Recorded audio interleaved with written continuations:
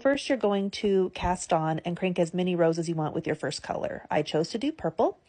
Then you want to put your yarn skein in the middle of the machine when you're ready to change colors.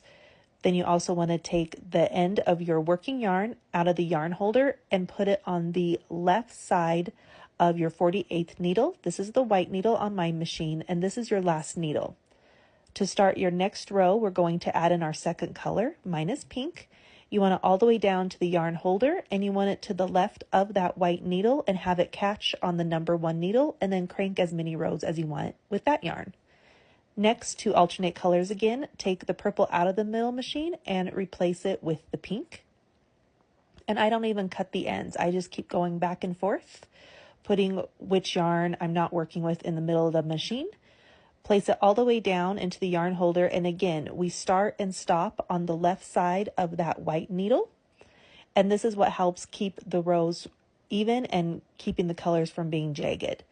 So here's a close-up, switching out the colors. Again, I've stopped on the left side of the white needle. I put the purple in the middle of my machine. Now I'm adding in the pink. Make sure it is also on the left side of the white needle and have it catch on the number 1 needle. And continue to crank as many rows as you want, and you're going to alternate this process back and forth until you have as many rows as you need for your project.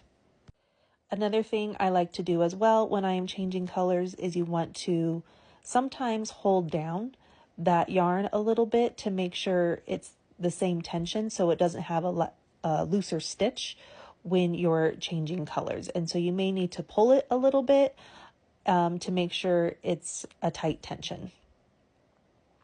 So here's just a little speed up version going back and forth, changing those out. Again, I didn't cut the tail ends yet. I'm just replacing it back and forth.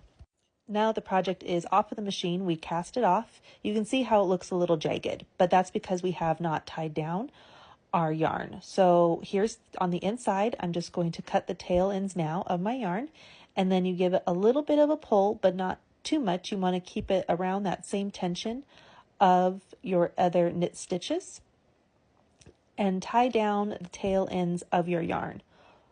Once you do this, you're going to see the rows now line up really nicely, and you can't tell where the row started or where the row ended when you were changing colors unless you kind of feel that knot. That's really the only indication on the right side or on the knit side where you changed colors. So I'm just going to finish tying and securing these all down.